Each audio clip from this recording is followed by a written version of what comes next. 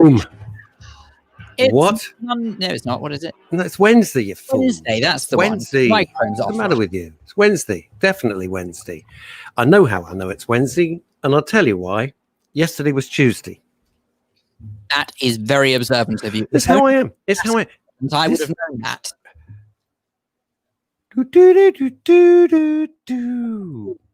I am Simon Templar, ladies and gentlemen. Are you? No, obviously not. This new system that Phil and I are now using, developed by Phil in his shed, it's called Phil Yard. It's amazing because the camera is much wider, so you can see a lot more. Ooh. So you can see the sort of little light that I use. Look. It's a ring of light. It's very exciting. Oh, well, it's an advert. You weren't born. It was called the Ring of Confidence, the Colgate Ring of Confidence. Ah, ever heard of that? Everybody smile. You could do that. Yeah, I'm reasonably confident. Are you going to do? Are you going to do an introduction, or do we just assume that everyone around the world knows who we are? We couldn't possibly assume that. That would just be appalling. Correct, Amundo. It would be rude. In the world of radio, how dare we, huh? Oh, for heaven's sake, it's all falling apart. It's only just got on air. It's all falling apart. Anyway, don't. I know. What's going on? What is happening? Hey, what is happening? Hey, what is going on? Hey, that would be what is going on?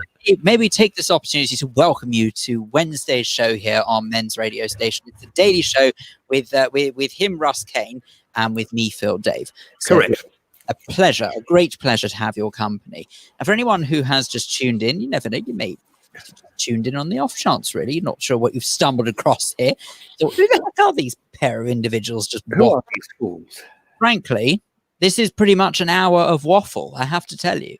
But it's an hour of waffle in a very good way because we share feelings, we share emotions, not necessarily just us, but you as well. So please do comment along. We are broadcasting live on mensradiostation.com, on Facebook Live, on YouTube Live, and on Twitter. All of those different platforms. That's how you can find us. You can watch us in any way, shape, or form that you would like to, and you are most welcome. And watch on your you can watch on your mobile phone, watch on your laptop. You can stream it to your TV. You can do anything you like. Fantastic. It's very exciting. The thought of you, Phil, being on a 72-inch, 4K television is both interesting and a little frightening. I said it. I'm not going to lie. I think I said it. Yeah. I said it. I think, personally, yeah, I look very good enlarged. But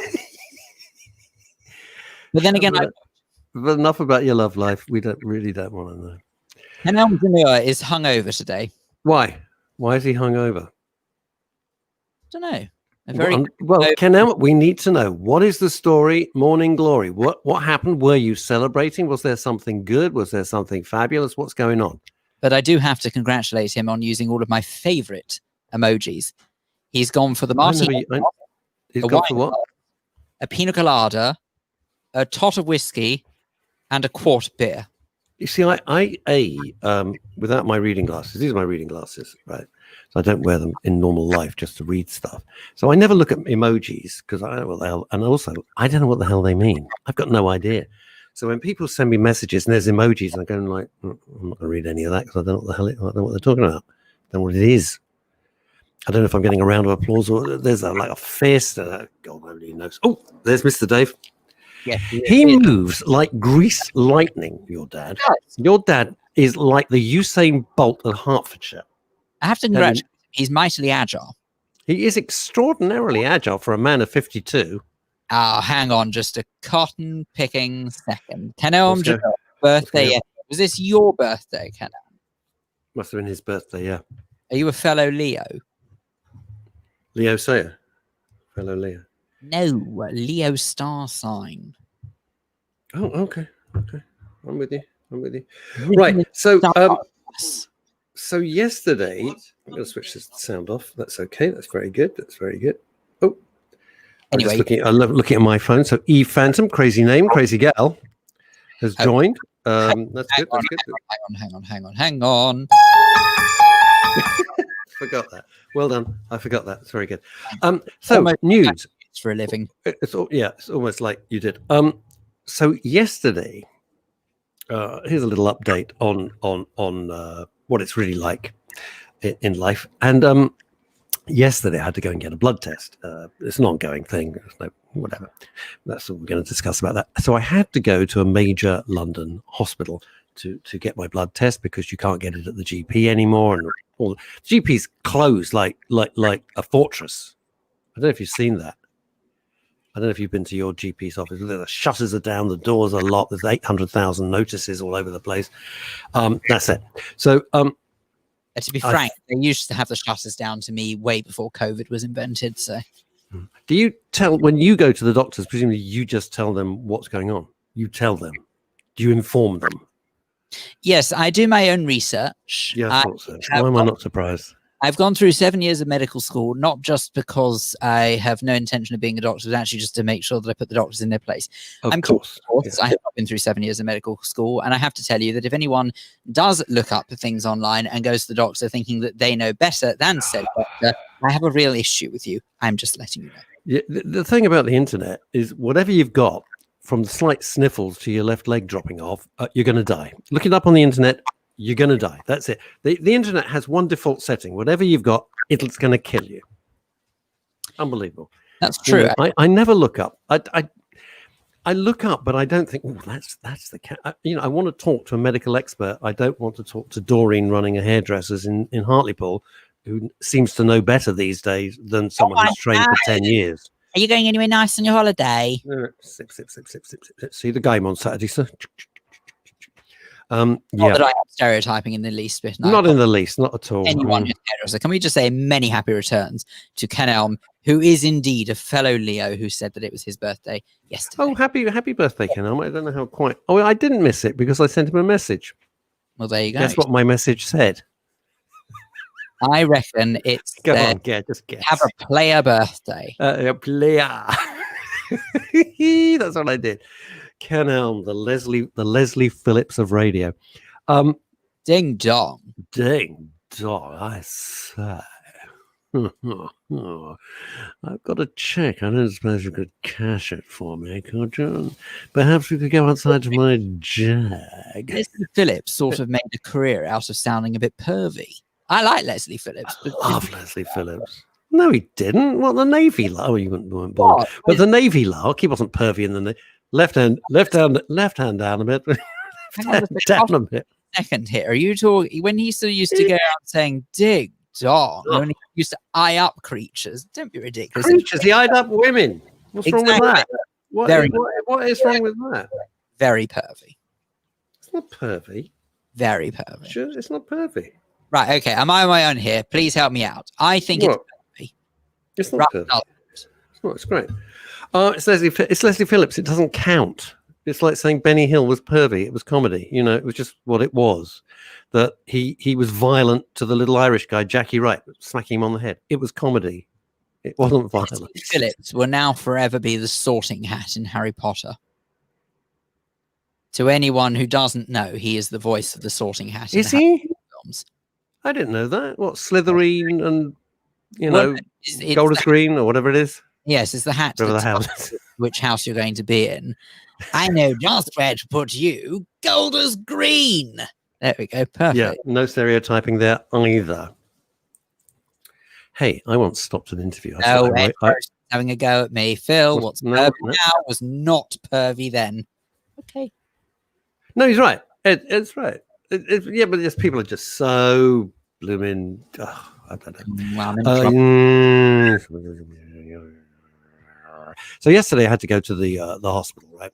And I thought it opened the blood place at 7:30. It turned out it was going to open up at 9, but I was there and I'd paid the nightmare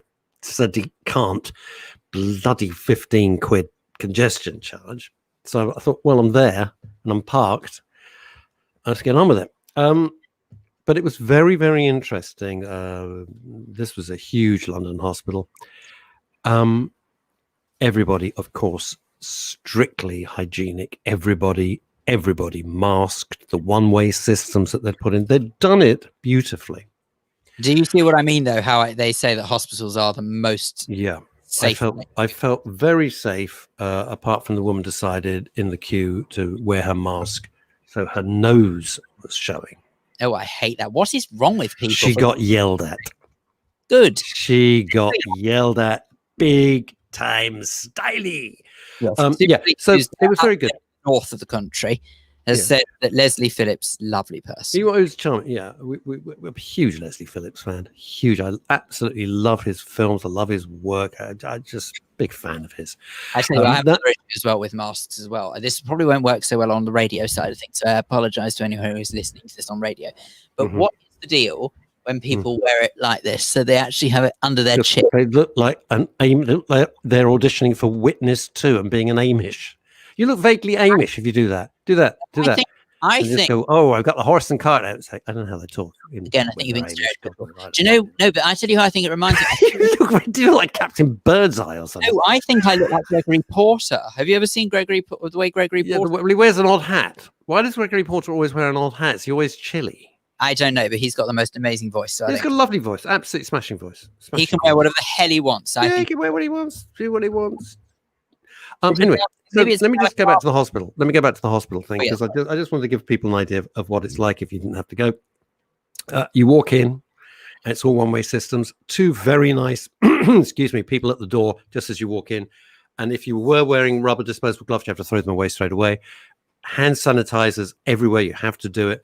And it really was well organized. No ifs, no buts, none of this usual, oh, it's English, it's complete rubbish, they don't know what they're doing. It was really good. Even in the lift, you had to stand facing the wall. No surprise.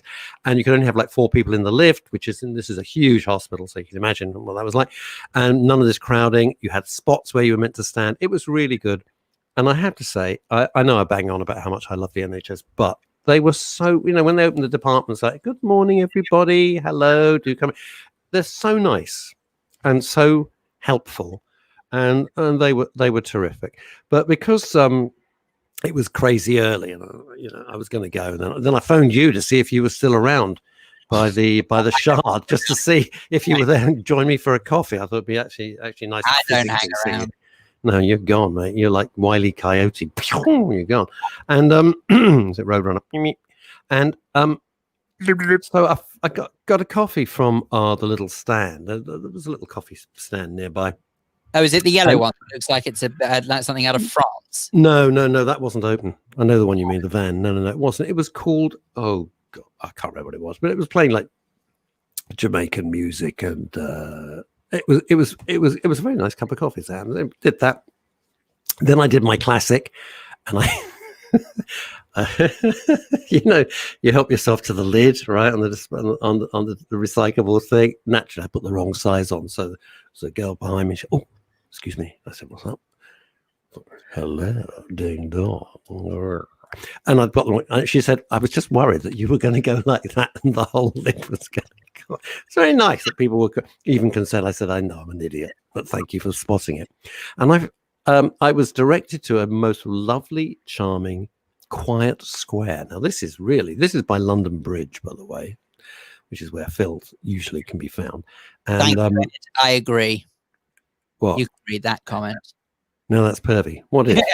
What is? Ding dong. When you were talking to that lady who helped you. I didn't actually say that. I just said thank you very much.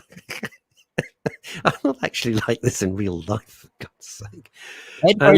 That's raised a very important point when you're. How are you seeing messages? Because I've got nothing here. I've got absolutely nothing to see. How's this working? I've got you. Oh. I've got me, even worse. But I've got no messages. I've got nothing. Oh, that's a shame. How's that working out? Well, there should be a little section down your right hand side, called comments. Nothing. Oh, hang on. If I press that, let's see if that happens. 800,000 comments. Ladies and gentlemen, this is what you call on-air training with Russ and Phil. Thank you so much, everybody. What's this going on? Now that's perfect. Ken, I'm not a perv, just a bit of a voice. Oh, Ken Elm, you're not helping yourself. Your cousin Fran very kindly pointed out the reason why the fabulous Gregory Porter wears his hat and his what looks like a sort of balaclava is because apparently he has a skin condition. Oh, that's what that refers to. I thought it was Michael. Yeah, and Fran, where are you? Fran. Where's my skin?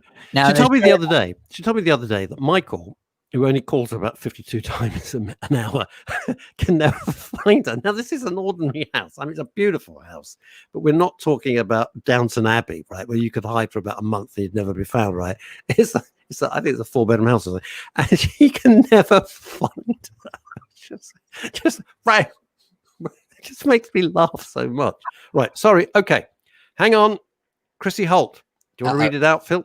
Chrissy, honestly. She says, I'm sorry to hear this, by the way. She does say, Chrissy says that telephone consultations are not safe or accurate. Can I please just put in there always? Because that's not right. You can't say every single one of them. No, that's not true. That's not true. I agree with you, Phil. That's not true.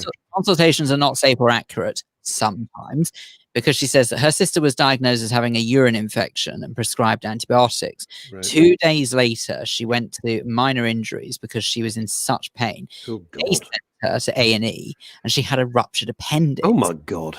In hospital for 10 days, which she said was horrendous.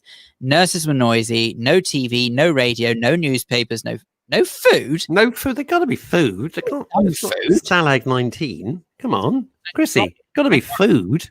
It's come on now. At the Ritz, but come on. Anyway, no food and no visitors. Well, no visitors you can understand. I'm sorry. No visitors makes sense. Absolutely. It makes sense. Sure. And then she says that she went home yesterday and having district nurses going in. Hygiene, not very good. Well, look, Chrissy, I'm sorry to hear that. That's horrible. Very grateful that you didn't feel the need to mention the name of the hospital. Please don't, because obviously they're not here to defend themselves. But I'm sorry about that. But look, I think that we do have to realize that with the good comes the bad. Not everyone, sadly, can experience the good side of the NHS, and once in a while, I suppose, that does happen. Yeah. But I guess what you have to think, and I am not a spokesman for the NHS, and Chrissy, I'm not making, and I'm assuming, because you live in Spain, I'm assuming your sister's in the UK. I'm assuming it's not like she hasn't joined you. She hasn't joined you in Spain. It's a serious question because I don't know. I don't know about your family.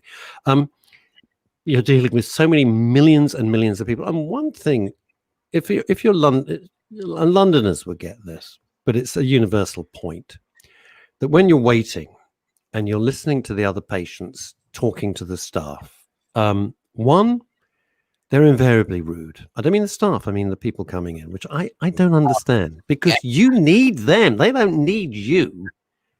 If they never saw you again, it would be too soon. You need them. You need their expertise. You need their care. You need their training. You need them on every level, right? And number two, and I'm sorry, if you're going to get offended, I don't care. When I was sitting there waiting for the blood test and everything, some of the people had no grasp of English.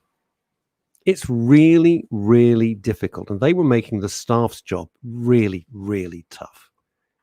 Really tough. I don't go with, I don't go with Andrew Diceman Clay. If you don't speak the language, get out the country. I'm paraphrasing what he actually built his career on saying. Andrew Diceman Clay. But here's the thing. If they don't speak English, the communication is virtually impossible. They were just trying to explain about a prescription and where to pick it up.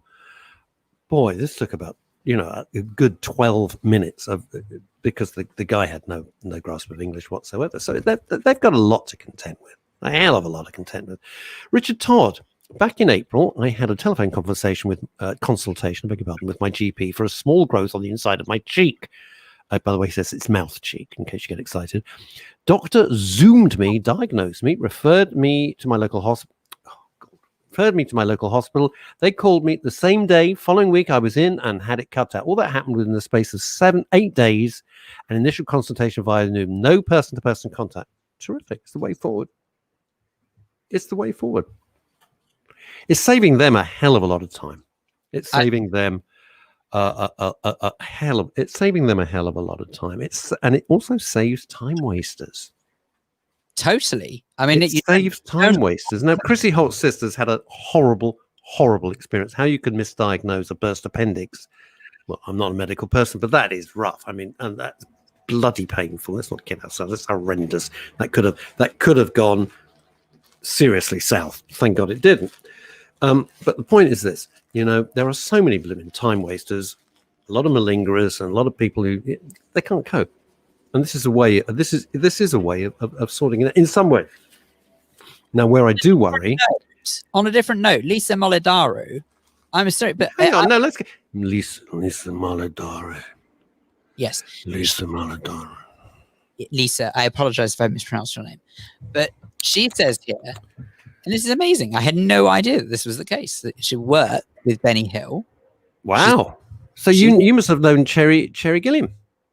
Lisa says there's no Cherry. All of Benny Hill's sketches were meticulously timed and choreographed. I can prove this in a photo of me getting prodded by Benny Hill holding a stick of rock candy, as he always asked me looking at postcards. He is being timed by Dennis, the director, as to when he accidentally touches me with the rock candy. Comedy is largely timing and rehearsed, so the joke works. We all had so much fun in Benny's show. He treated us all with great respect. He was a very kind, gentle person who was treated like he was nothing who was treated like nothing when he's at the end of his career by Thames Television. Isn't that the truth? Yes, Thames Television treated him abysmally. So he made so much money for them, and they just axed the show in a meeting with him.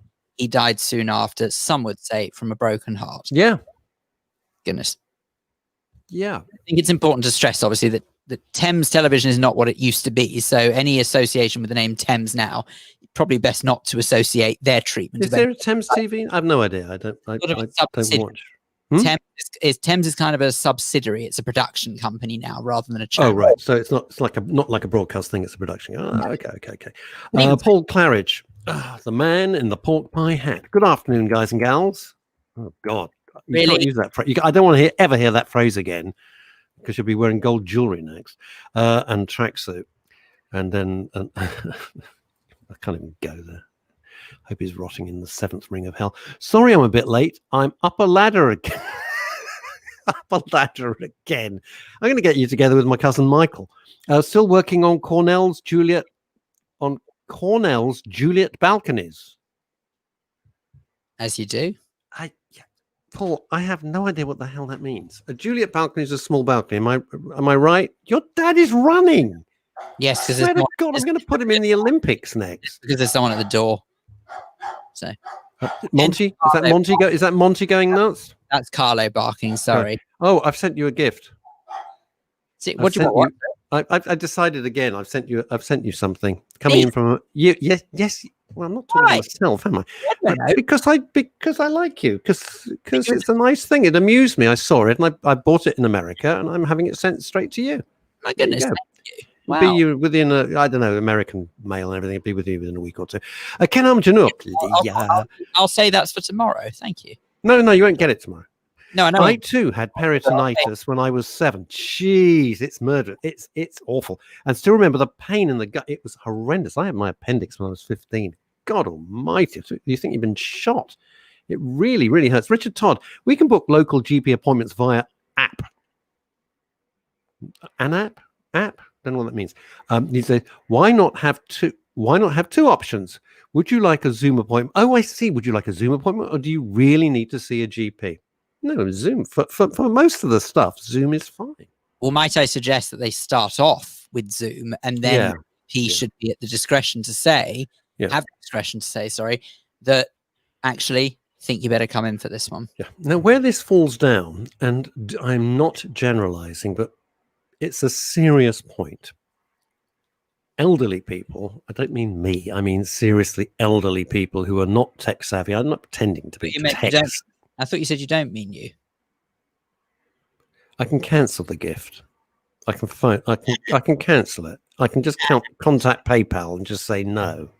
All right. The elderly could struggle with this. I could see that happening. But you know, what is elderly? I don't know what the word elderly means. There's people we have birthday breakfasts with in their 90s, or the funniest, most they're like people of 60. I mean, they're incredible. Springing to mind David Graham, the voice of Grandpa Pig, and he was Brains, and all those people in Thunderbirds, and all the other voices he's done. He's still David Graham. Wasn't David Graham? I think he was in. Hang on a second. I've got to make 100% sure. Just a hero of mine. Myself, but Such a lovely guy. he was in a series for BBC called Dickensian.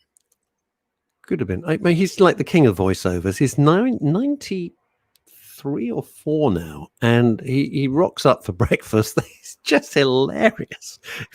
Potty mouth, which I just makes me. You got the wrong guy. You got the wrong guy. An idiot. Do you know who it is? It's the person who voices Daddy Pig, not Grandpa Pig. Ah, right. Okay. Just testing. No, it's okay. But I mean, how fantastic to have a career spanning sort of. I think he did voices. He was doing voices in the 50s, and right up to being Grandpa Pig, is in the Peppa Pig show. It's tremendous, isn't it? That's a life.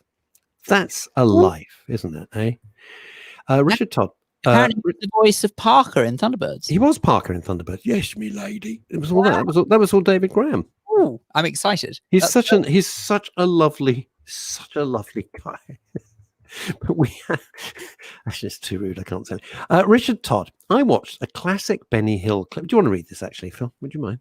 Oh, beg your pardon. Yes, of course. Right. Okay. Sorry. I was just slightly distracted there by the thought that actually Parker from Thunderbirds. Yeah, no, I got excited. Oh, yes, my lady. Right, milady. Oh, right. No, this is terrible. I could read this in the style of Parker. No, don't. Oh, go on then. I watched a classic Benny Hill clip, my lady. Someone posted on Facebook yesterday. Benny, I can't do that. Benny playing the husband looking over the fence at his 2 young female neighbours, hanging her very brief knickers on the line that say Monday, Tuesday, Wednesday, Thursday, etc. Then the camera pans to his wife. Very good. Saying January, February, March. It's an old gag, but he would have done it. He would have done that. So it's really interesting that everyone I know who worked with Benny Hill, and as I said, one of my favorite memories of my late father, who died 20 years ago, was him just crying with laughter at Benny Hill, crying, and that made me so happy to see Dad happy, which was rare. It was that, Tommy Cooper and Morecambe and Wise. That's why I love those guys, because they made my dad happy, and that made me happy because he was a pretty grumpy guy. So that was it. Everyone I know who worked with Benny Hill just said he was just an absolutely lovely man. I've never ever heard anything like, oh, he was this, he was that, because a lot of these comedians off camera, they're awful. They're just the most miserable, insecure, neurotic. They're just horrible. A lot of them. Some of them are absolutely now the old school guys are lovely, but some of the others, wow, you meet them, you think, Christ, how do you become that person on screen that's so likable, and in real life you're just awful? You're a monster. They're either very depressed and miserable and everything's terrible, or they're real monsters. They're real kind of bullies and things like that. There was an individual who I know who is still with us, very much so, who's still doing stand-up here and there. And I have to tell you that this particular individual was so rude, brusque, abrupt. Yeah, I know. It's incredible, isn't it? I actually thought, I'm not even sure I like your comedy anymore because I now know what you are. Was this on radio? I mean, you don't say who it is, don't you? Yeah, this radio thing. Yeah, it was. But you've experienced, Phil. I mean, a lot of people, and people are always fascinated, because what I really admire about you is when people start pulling their weight around and sort of go, get me a coffee, get me that, and you go, sorry, do I look like a waiter or a producer? The truth is, I do dress like a waiter a lot of the time, so it's really my own fault. No, it's an attitude. I don't get that attitude. Chris Tarrant is the best example I know, and I take a leaf out of his book. My dad was the same as well, by the way. Is that Chris, who I work, we're still friends, and I worked with him every day for 20 years, 5 days a week, and we never ever had a crossword. And I'm not just saying that; I don't have to. I can say what I like. Never had a crossword with Chris Tarrant. Other people may have done. I never did. We always got on, and he would treat everybody exactly the same. So when he and I would be doing things outside of Capital Radio, doing corporate events, he would treat the chief executive officer, the CEO, exactly the same as a security guard. No different. And that's how it should be. They are people. Whereas you see other people treating waiters and, you know, minions, if you like absolute dirt. And when it comes to someone who can do them the favor, or they need the money from them, or, you know, the people of influence, oh, they're charming and lovely. That turns my stomach. I'm not like that. I don't think, you know, anyone who knows me knows, if I, in the days in the supermarket, always chat to the cashiers and always have a little yank. People, why do you do that? I said, well, because they're bored stupid. You know, people just ignore them. The rudest thing, Phil, is this the rudest thing? At the cashier desk, and they're on the phone. I hate that. When the customer is on the phone, treats the person doing the thing like they're lower than life. It's so rude. In fact, you know, I found myself on about 2 or 3 occasions when I was next in the queue apologizing to the person at the till and saying, I thought it was so rude. I'm so sorry. But you do know it's a two-way street. I mean, I've had it when I've been up to a counter and there's been someone on the phone before. Oh, yeah, well, that's crap. It's rubbish, of course. I don't hesitate. I'm sure this comes as a massive shock to you. But whenever I go up and they're on the phone and they start holding out their hands as if they're going to take the good, I have said in the past, no, it's okay. I'll wait till you're finished on the phone. Yeah. And I'm holding up the queue, by the way. There are people behind me, but I don't care. I just said, no, it's okay. Well, it's inexcusable. It's kind of inexcusable. It's absolutely inexcusable. I'll wait until you've finished your phone call. Or the other thing that drives me absolutely crackers, and no letters, please, because I think I've got a right to be unhappy with this, because it's incredibly rude, actually, is when people are babbling on another language where blatantly I wouldn't speak it, or some other people in the queue wouldn't. And I complain, and I don't complain, actually. I'm actually, if I say to myself, a little bit more slick than that. What's your beef with that? You mean they're talking to a colleague in another language? Yes, but I don't. Give me the scenario, because I'm not understanding what you're upset about. Okay, so if English isn't their first language, you know, I can't speak Italian, so fine, whatever. But whatever, the English isn't the first language. Fine, no problem. Okay. I understand that. But rather than concentrate on the customer who is about to hand over hard-earned money to you, you would instead have a natter, and I don't care if it's in English or otherwise, having a natter with their colleague rather than focusing on you. So if I do hear someone say something in a language I don't understand, I just say, pardon, what was that? Sorry. And they say, and they'll always say the same thing. They'll always say, oh no, I was talking to him or I was talking to her. I said, oh right, well don't, please, I'm here. I can't bear it. I absolutely can't. Was that in the Ritz? That was at Claridge's, wasn't it? Yeah, right. No, it's so rude. It drives me mad. The worst one was when in the days when I had you know, a big 4x4 which I needed for business. So I had a big had two, one off the other, diesel 4x4s. Now I've got a little tiny city car because I don't go anywhere anymore. I mean, literally don't. I'm doing like nothing. I'm about 1,000 miles a year or something ridiculous. Anyway, but there were the days when I had to do a lot of traveling all over the place because of the music industry. So I was taking artists like up to Scotland and driving them thousands of miles, right? And you'd go and fill up, and it was back then about 70 quid to fill up. You know, we had a Volvo XC90, before that a Touareg.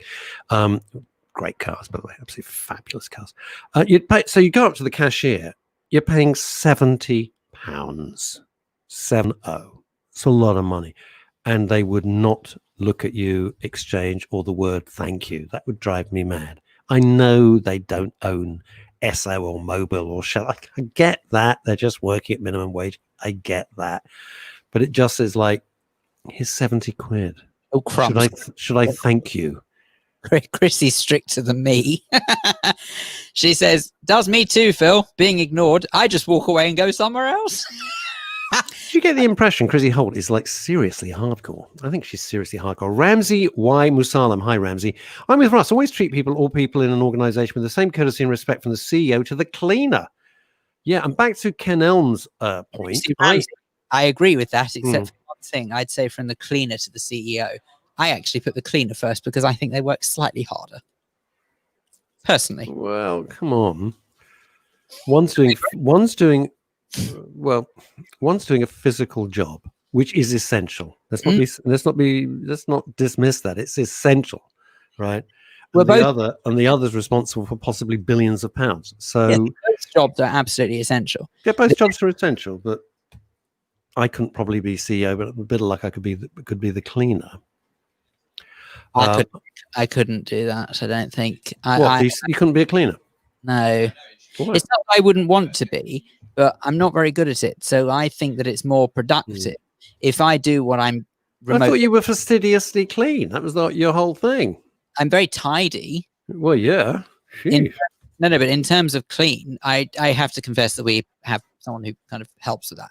But the reason for my thinking behind this, okay, before anyone starts thinking, take you out, can I please put my point to you before you judge me? I'm not judging. Not you. I'm talking to you, not you. If we didn't, not you. Yeah, there's a dust there. If it was the case that we didn't have anyone, okay, and let's say we did ourselves, it would take me so flipping long that I'd actually potentially lose more money for not doing my regular work than if I was to actually spend a lot of time doing that. So to me, it makes more sense to spend a small proportion of what I earn. Good God, I can see. You seeing the world in HD? It's unbelievable. It's like 4K suddenly. Welcome to the land of the living. Wow, it's in color as well. Who would have thought? Gracious me. I get what you're saying, but I do all my own cleaning. I don't have anyone come in, so I do all my own thing. I'm not making a point. It's just a fact. I hate to. You're quite right. I'm with this Stalinist revisionism, as I call it. I hate to see Benny Hill being so disparaged by the woke mob these days. Well, woke mob. Yeah, why don't they just go do one? Seriously, I'm sick. I'm absolutely sick to death of them. I'm sick to death of them and their bullshit. I'm really tired of it. And you can't. I say this till I'm blue in the face. You can't revise everything with a nearly 2021. It's ridiculous. Can we please put wokes to the back burner? Because I love this. This is amazing. At NASA, the cleaners were encouraged to feel an integral part of the mission. If you asked a NASA cleaner what they did, they would reply, "I help put a man on the moon." I love that. That's beautiful, isn't it? That is beautiful. I was called in by British Airways years ago because they wanted a new efficiency drive, and it was. There's a great payoff to this particular little tale. So I'm brought in as the writer. It was a huge initiative right across British Airways, which at the time was gigantic. And it was called On Time, Ready to Go. On Time, Ready to Go. And it meant that every single employee of British Airways, starting with the cleaner, had to be on time because anything that was delayed would just magnify until eventually the flight itself was delayed. So if the air crew are late getting onto the bus from the hotel, going to the airport, if the bus driver is late picking them up, there's a delay. If the cleaners on the plane are delayed, it eventually, it all backs up. You can't make up time. We're not Doctor Who here. So that all happened. It was a huge initiative, and I wrote all the brochures and everything like that. And then we did a film with the wonderful Richard Bryars from The Good Life. And Richard Bryars, that was great. We filmed him. And was he a nice chap? Was he a nice chap to work with? Anyway, so I then I was a bit surprised. I was a little, I'll be honest, because he's one of my absolute comedy. He still is totally. I've been listening to Richard Bryars and Michael Haldon as Jeeves and Wooster. Oh my God, it's perfection. It's perfect. I can't tell you how brilliant it is. It's just absolutely magnificent. So I'm a huge Richard Bryars fan, and he was a bit grumpy that day. I mean, I wrote for a lot of these guys, and it's a job, and I get that, and they're under pressure. It's all on them. So, I've done my part. I've written the script. It's being directed by other people because I don't like directing stuff. And anyway, so he was a bit grumpy, but then he kind of lightened up a little bit. But it's a job. I didn't expect him to be funny. It had to be funny performing. That's absolutely fair. And I'm such a fan anyway. Then again, you and I are not necessarily known for always being chirpy. So I suppose you and I are not necessarily known. No, that's true. That's of course not. We're human. We're human. Anyway, so then I wrote the speech for the chairman of British Airways, and this is all of these brochures and films, and it's a huge initiative, costing a fortune. And the launch of this On Time, Ready to Go, is that the press will be gathered by this. Just hit a light by a huge window, and as the chairman commences his speech, Concorde takes off. The whole thing had been choreographed sort of Bonnie Lithgow, really, Bonnie Lithgow. As Concorde would take off, and that's the launch of On Time, Ready to Go. So, Phil, ask me what happens. Russ, what happened? The chairman turns up 20 minutes late. No. You couldn't make it up. We've spent months putting this together. You couldn't. All the press and media are there. Everybody's there. Everything's ready. He turns up 20 minutes late. I just, Awkward. I mean, the irony was just, and you can't say, well, the traffic was bad. Well, Jesus, leave an extra hour. It's not going to kill you. You know, if you got something like that, just leave like loads of extra time. So if a UFO landed on the M4, you'd still be on time. Come on. I wonder if a UFO has ever landed on the M4. It has Warburton's bread written on the side. Paul Claridge. So Phil pays someone to clean. He's keeping someone else in work. Yeah, absolutely right. I wasn't being sniffy about it. No, maybe I'm being sensitive. Is employing somebody else. So, you know, the one hand, when the people say, "Ooh, that's so mean," you're giving employment to people. You're putting food and bread. You know, you're giving them a job. I don't find that demeaning. It's a fact. Benny Hill, Ramsey says, Ramsey, why? What's the Y stand for? I've asked you for. Right. Ramsey says Benny Hill was such a great character in. Oh, sorry, I've just got a Chitty Bang Bang. Chitty Bang Bang. Chitty Bang Bang. Chitty Bang Bang. Chitty Bang. Lovely film. Of course, he played the toy maker. Written by a very good person. Now,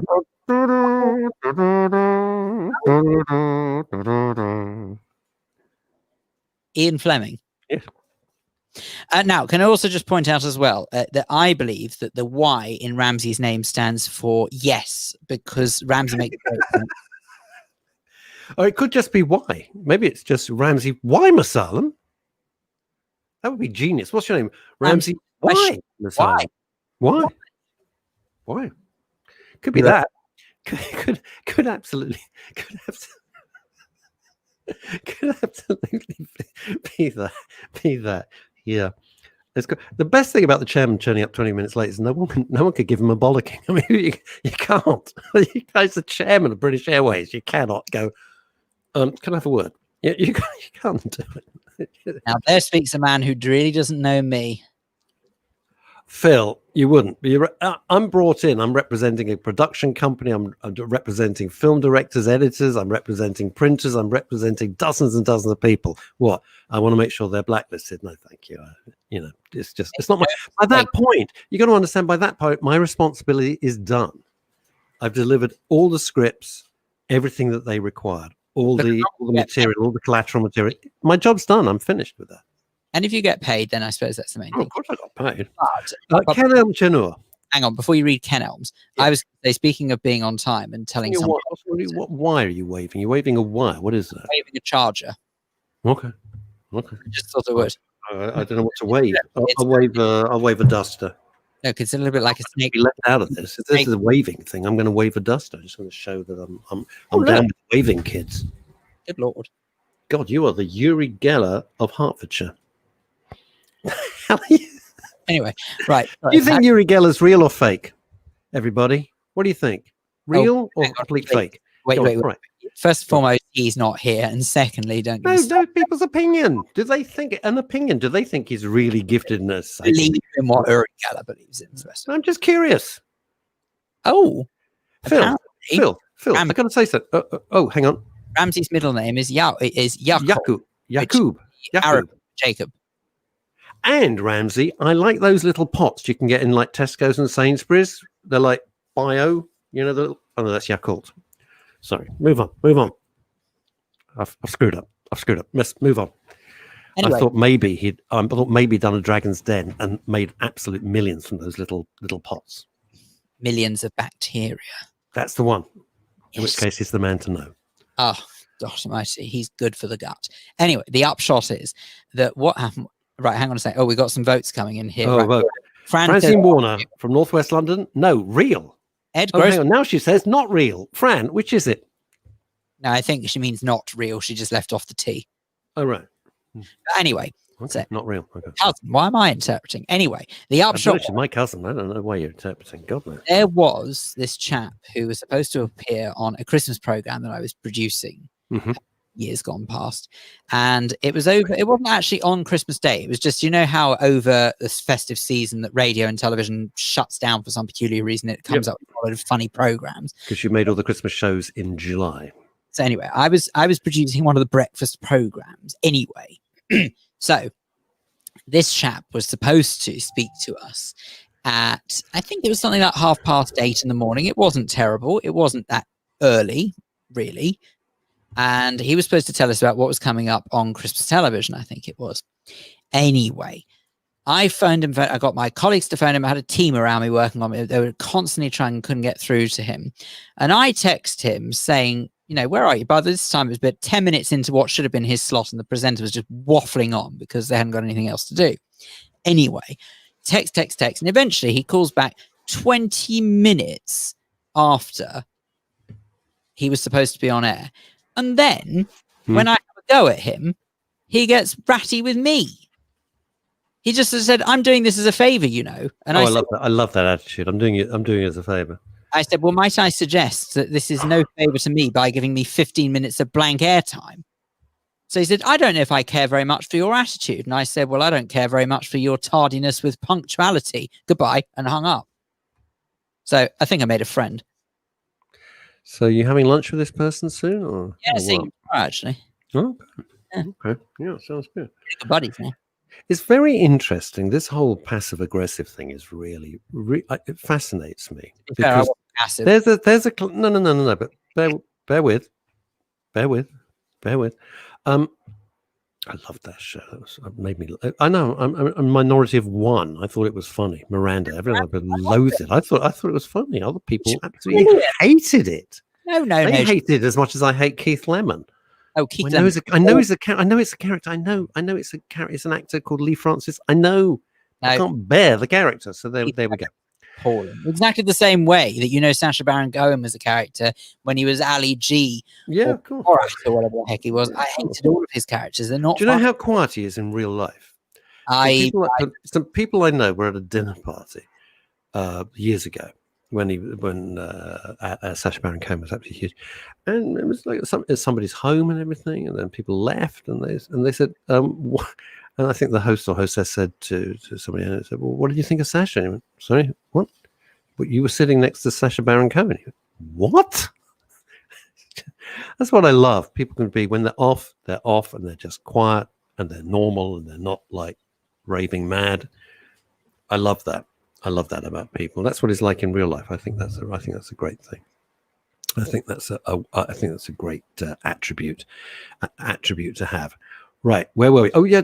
So your story. This is a classic passive aggressive, and I think so many of us put up with this nonsense. That Phil's running a show, and if you know anything about radio, forget what Phil and I did, but make it look a bit more relaxed than it actually is. But it's all done by timing. It has to be done. And Phil was obviously on a very major radio station. It was probably the BBC or one of the others. And it's all exact timing to the second. It has to be. You've got no ebb and flow with that. It finishes at 3. It finishes at 3. It doesn't finish 1 minute past 3 or 1 minute to 3. It finishes on the dot at 3. And many of you I know broadcast yourselves, and you know you have to back time it, especially if it's a record and all that sort of nonsense. Anyway, if someone is that late, which is inexcusable and rude and not being in contact, the least you could do if you were a guest would text the producer, which in this case was Phil Dave, and say, "I'm really sorry, I'm stuck," or "My mother's just fallen down the stairs," or whatever. You let him know. You don't just hang silent for 20 minutes, right? The normal thing to do is to apologize, because it's your fault. It's not Phil's fault. Phil's there. The broadcaster is there. The production team is there. The airtime is there.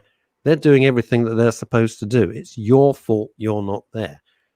So the least you could do is apologize. But no, people don't do that. Especially, it's much worse these days.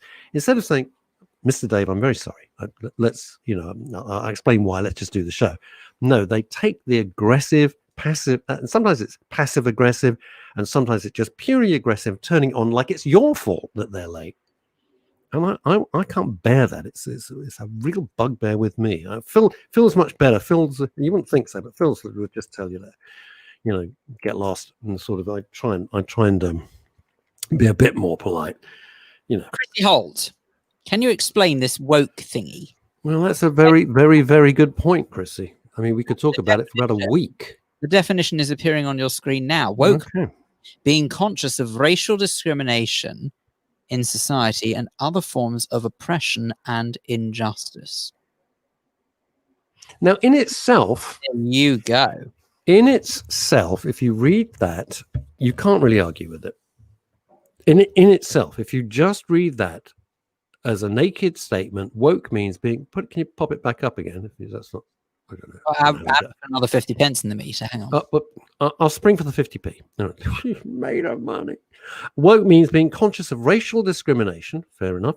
In society and other forms of oppression and injustice. Now that makes sense. It's what's happened to it that makes no sense. That is utter bullshit. That has taken what was well intentioned. Because we shouldn't have racial discrimination of anybody. Of anybody. And oppression, you don't want that. And you don't want injustice. Those are basic human tenets. I agree with that. But it's the way that they have extrapolated it to such stupid degrees that makes a mockery of it. And I won't have anything to do with it. Sick of it. It doesn't really spark me off into any particular, how can I put it? Well, say what you think. Well, I don't really have very much sympathy for those who behave in a woke way. I appreciate the definition and I stand by that definition, but it's the attitude of people who are described as woke that I don't like it.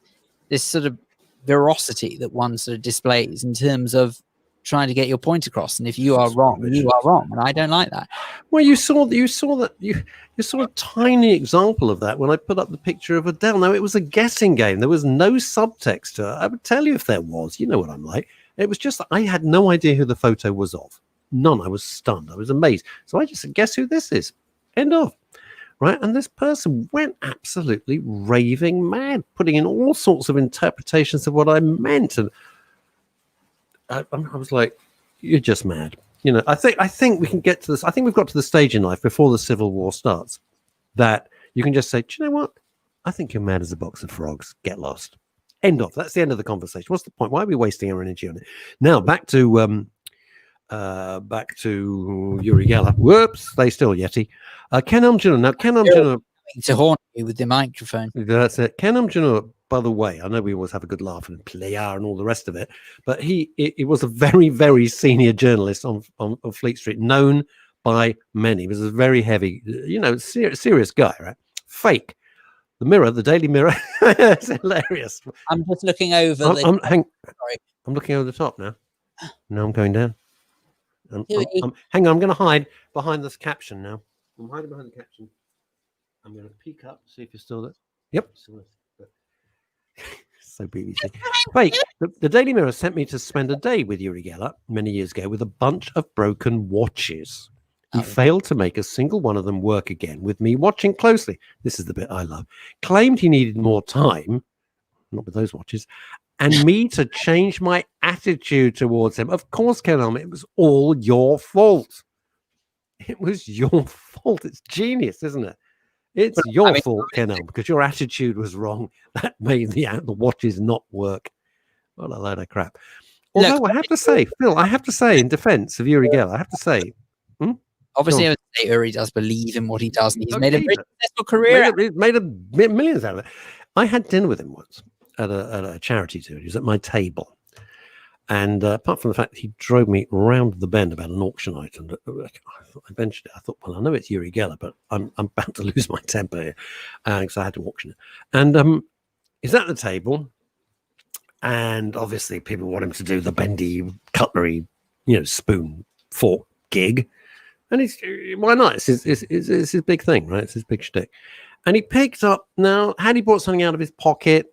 Okay, so he picks up cutlery from the table. I don't know where it was, the Grosvenor or the Dorchester, or one of these Park Lane. It was a charity too. And he does his, and the thing bends. I don't know how it works. I have no idea how the hell it works. I don't know. But the great Randy. You remember the great Randy who was amazing documentary. Oh Yeah, my god! I think I worked with him at the BBC. No, I think you're confusing that with somebody else. Me too. Hashtag. Yeah, the great Randy just said he was complete fake. The great Randy is a really interesting guy. Sue Sleet up in Fife. I always thought woke was the past tense of wake. Further disintegration of the English language. You ain't jibing, Junior. Woke. Well, it's just a stupid name, isn't it? Just the name is stupid. Well, quite. Hang on. Here we go. Zebedee Franklin. I love that name. No, Gene Harper. It's the great Randy, Randi, who's just passed recently. He was an amazing illusionist.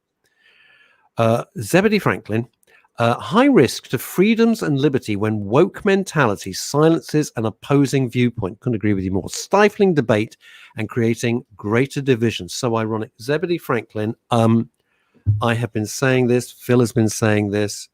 I have been banging on about this for years now. And certainly the last few months, this just is causing people to not drift apart, to be shoved apart, to be pushed apart. So there's no middle ground. You can't say, well, Mr. Franklin, let's agree to disagree. You shake hands like a normal person and you walk away. Because you're entitled to your opinion, I'm entitled to my opinion. No. Under woke rules, you are not entitled to your opinion unless it happens to be my opinion. This is how it is. With fondness at the time when Zebedee joined us on Men's radio station, where we had a little chat with him. Indeed. James Randi, absolutely right. James Randi. It's a terrific documentary. If you can find it about James Randi, it's a really, really interesting documentary. It goes in a direction you don't think it's going to go. It's very... What? Going in a direction you don't expect it to go in. What, Channel 4? I don't expect anything to go to Channel 4.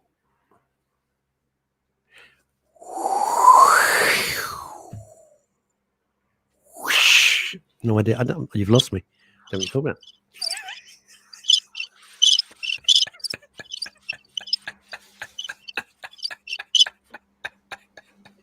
Anyway.